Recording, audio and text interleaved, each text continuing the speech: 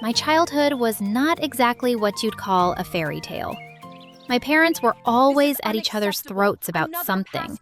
Money, work, time, you name it. Our house never really felt like a home. It felt more like a courtroom where nobody ever won.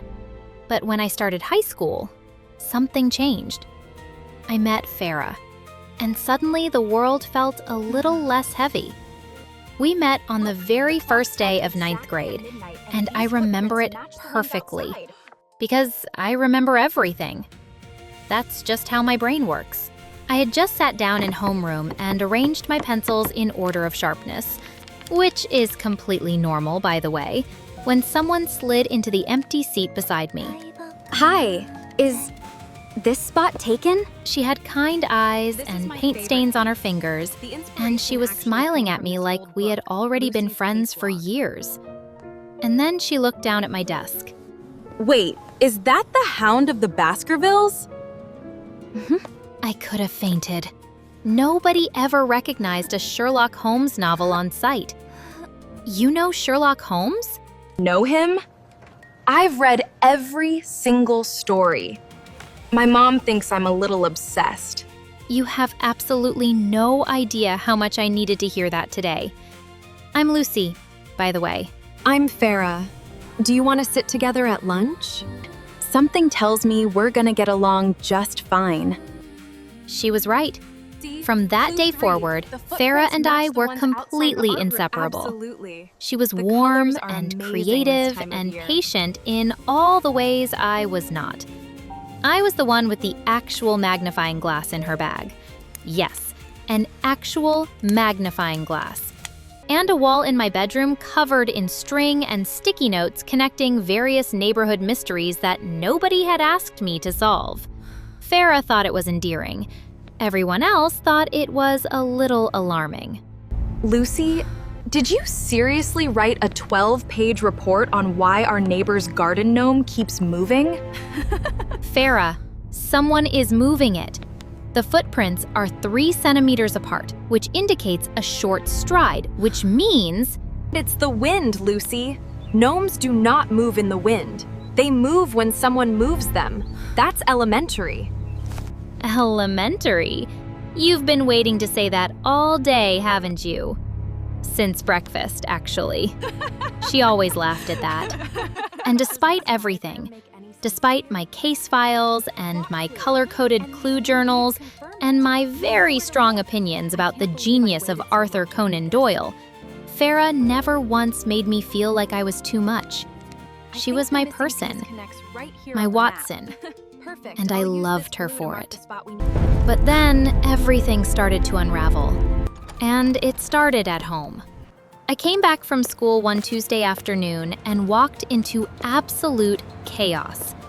Mom was in the hallway pulling Dad's things out of the cupboard and piling them by the front door.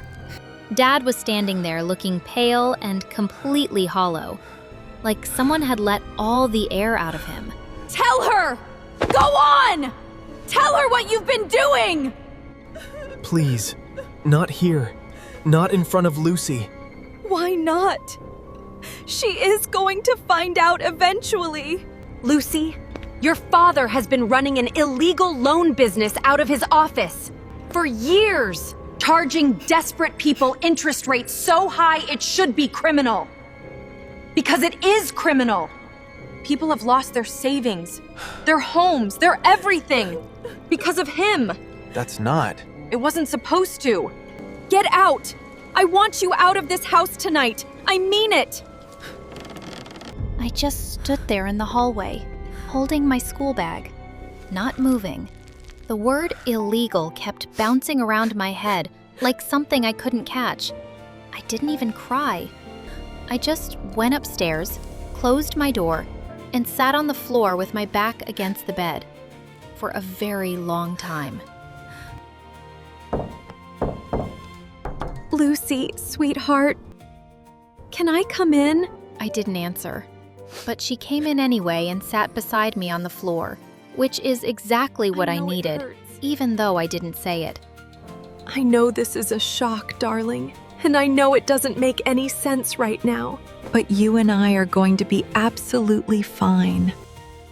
I promise you that. We are a team, okay? Okay. The next morning, I went to school feeling like I was walking through fog. But then I saw Farah by the lockers, and I felt just a little bit better. That is what best friends do. They just make things lighter by existing. Farah, I had the most terrible night. Can we skip first period and just sit outside? I really need to talk to someone. And why exactly would I want to do that? I actually looked behind me to see if she was talking to someone else. She wasn't. What?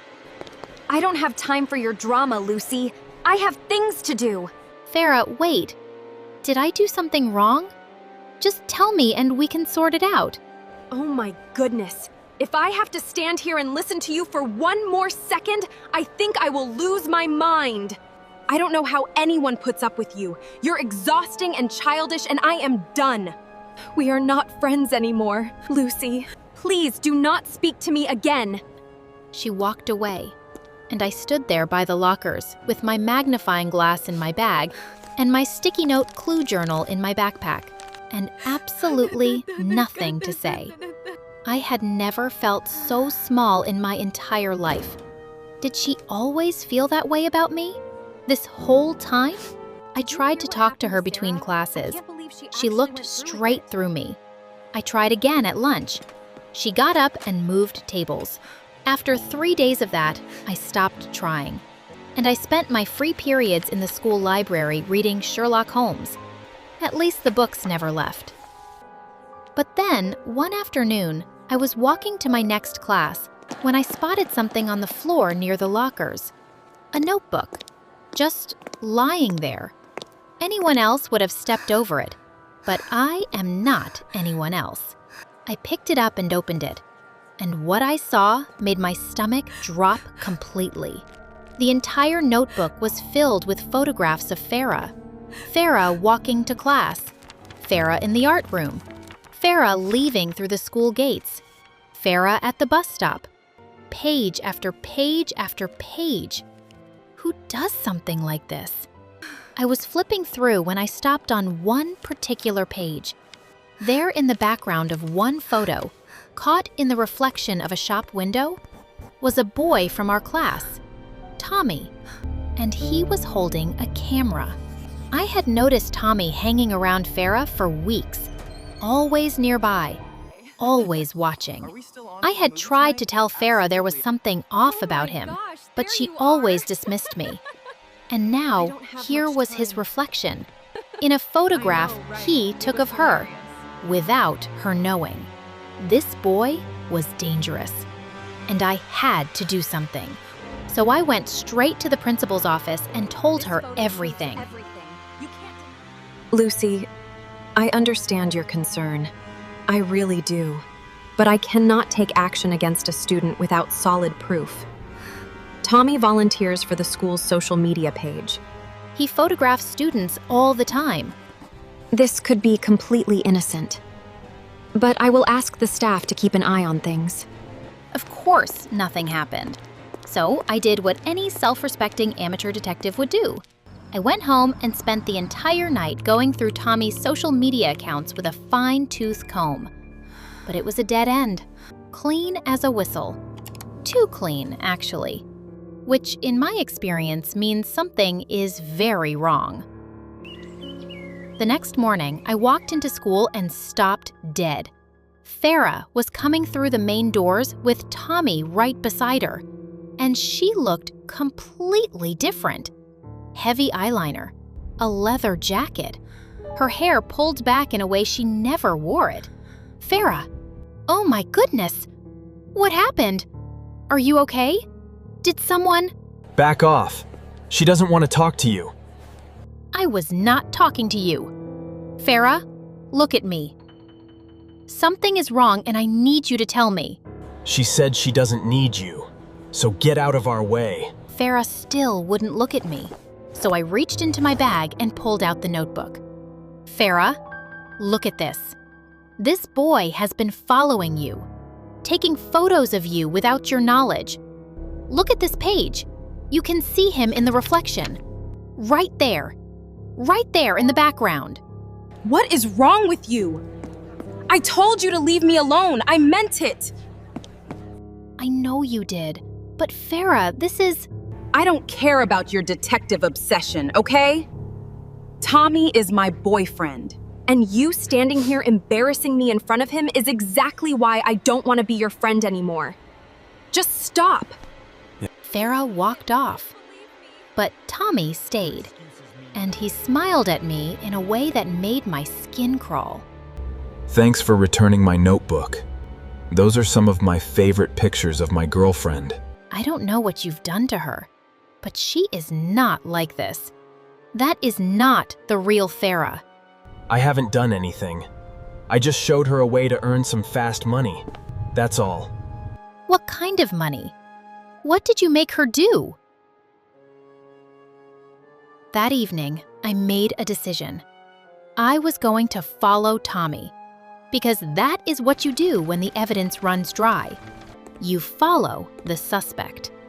After school, I tracked him at a safe distance all the way through the school's back gate and down a narrow side street I had never been down before.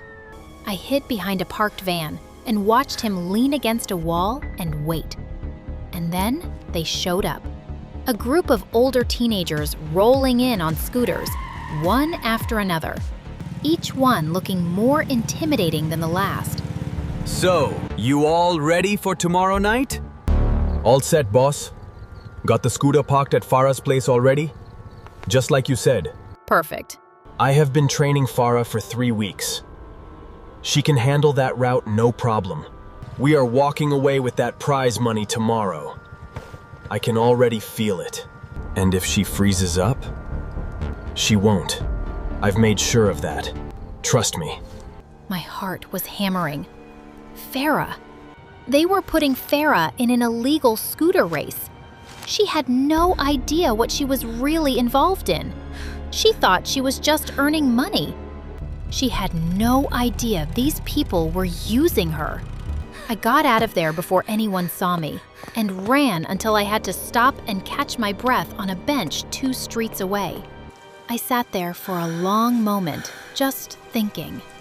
And then I made my plan. The race was tomorrow evening. I would go early. I would find Farah before it started, and I would get her out of there. So the next evening, I went to the meeting point early and hid between 2 parked vans. Tommy was there. His whole group was there. But Farah was nowhere. I waited. 20 minutes. 30. And then I decided to shift position, and my foot caught the edge of a crate, and I went down hard, and every single head turned my way. Whoopsie. I was just, checking for rats, actually. Completely rat-free situation here. You're welcome. Okay, goodbye. I spun around to run and came face to face with Farah. Lucy, what are you doing here? Farah, please listen to me. These people are using you. This is an illegal race and you are going to get in serious trouble if you stay here. Please just come with me right now. You don't understand anything. You never do. My parents declared bankruptcy, Lucy. We might lose our house. I needed the money, and Tommy was the only one who offered me a way out. He is a liar, Farah. Look at his face when he talks to you. He does not care about you. He cares about winning. You are just part of his plan, and you deserve so much better than that. Okay, I've heard enough. Someone get her out of here. Wait, Tommy, she's my... Someone grabbed my arm from behind and dragged me into a back room before I could say another word. The door slammed shut. I heard a lock click, and then silence, except for my own breathing. I pressed my ear to the door. You can't just lock her in there. She's my friend. Focus. You've got a race to win. She'll be fine. Come on. sat on the floor for about 30 seconds feeling sorry for myself. And then I stopped. Because feeling sorry for yourself is not a detective strategy. I reached up and touched my hair. And there it was, my hairpin. I had read exactly one chapter in a Sherlock Holmes companion book about lock mechanisms. And I had thought at the time, well, that's interesting, but when would I ever need that? Today, Lucy. You would need it today. I worked the hairpin into the lock and twisted and adjusted and twisted again. Click. Yes! I knew I had it in me. I pushed the door open and ran. I could hear scooter engines starting up somewhere nearby, and I followed the sound down a concrete ramp into a wide underground car park lit with temporary lights. And there was Farah, sitting on a scooter, helmet on, face completely pale. But before I ran to her, I did one thing first. Hello. Yes. 911. I need police at the Millbrook Road Underground Car Park. Now. There is an illegal scooter race about to happen, and there are minors involved. Please hurry. Can you give me your name? There is no time. Millbrook Road, Underground Car Park. Hurry, please. I hung up and sprinted across the car park, weaving between scooters and people until I reached Farah. Get off the scooter right now. Right now, Farah. Please. Lucy, how did you? There is no time. Police are coming. If you are on that scooter when they arrive, you are a participant. Get off. Now. Farah swung herself off the scooter, and I grabbed her hand and pulled her behind a concrete pillar, just as the distant sound of sirens started cutting through the noise of the engines. I could hear Tommy shouting, engines revving and then scattering, people running in every direction, and Farah and I crouched behind that pillar, completely still. Lucy, I am so sorry. I am so sorry. Not yet. We can do the big emotional conversation when we are not hiding from the police and a scooter gang. Priorities, Farah. Only you would say something like that right now. Once it was safe, we slipped out through a side exit and found a bench 2 streets away and sat down side by side. The night air was cold, and Farah's hands were shaking. Tommy told me not to talk to you anymore. From the very first week. He said, you